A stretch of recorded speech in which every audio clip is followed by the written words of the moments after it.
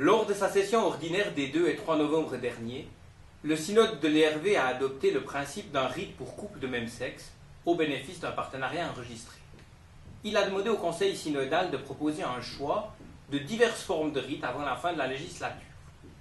Le conseil synodal souhaite apporter quelques précisions en réponse aux discussions, émissions et articles qui ont suivi les débats synodaux.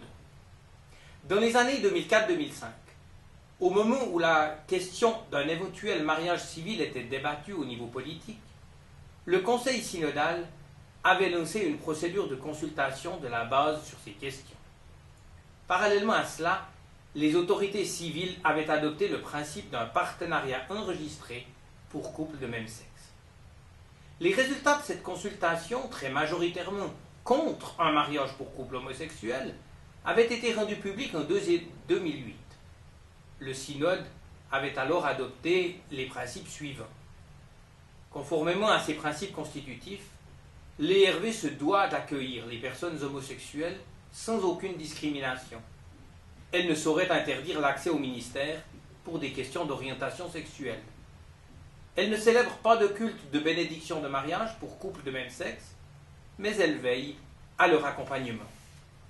Enfin, le synode avait chargé le conseil synodal de poursuivre sa réflexion et de lui présenter un projet d'acte liturgique spécifique pour ces couples. Le conseil synodal a annoncé à plusieurs reprises depuis juin 2011 qu'un nouveau rapport serait soumis au synode en novembre 2012. Ce rapport a été rendu public dès septembre 2012 dans la perspective de la préparation des débats synodaux. Le synode de l'ERV est l'organe suprême de notre institution. Ses membres, délégués de tous les lieux d'église, ont été élus valablement, ils sont représentatifs de notre Église. Sur cette question, comme sur tous les sujets qui leur sont soumis, les délégués du synode travaillent avec sérieux et discernement. Pour être vivante aujourd'hui, la parole de Dieu exige une interprétation constamment renouvelée qui permette un langage et des rites adaptés à ce que vivent les gens de notre société. C'est par fidélité au message de l'Évangile que les délégués du synode ont pris leur décision à une très large majorité. Les débats ont rappelé qu'il y a différentes manières d'appréhender les récits bibliques. Des grilles d'interprétation diverses coexistent dans notre Église. C'est d'ailleurs le cas depuis la naissance du christianisme. Souvenons-nous, il y a 4 évangiles pour dire l'Évangile. L'enjeu consiste donc à faire Église ensemble au-delà des divergences d'opinion.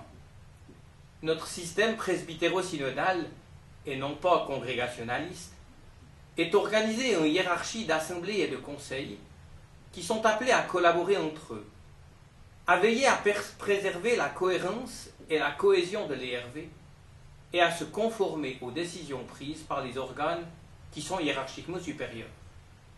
Le conseil synodal déplore les réactions qui dénigrent l'autorité des instances synodales et qui incitent à la contestation. Il en appelle à la retenue et à la communion. Le conseil synodal est chargé de poursuivre la réflexion. Un nouveau débat décisionnel est d'ores et déjà agendé en juin 2013. Les mesures transitoires et des informations complémentaires sur le processus seront annoncées lors de la séance de relevée du synode ce vendredi 23 novembre, puis dans un bulletin d'information interne à l'ERV, à paraître fin novembre. Je vous remercie de votre attention.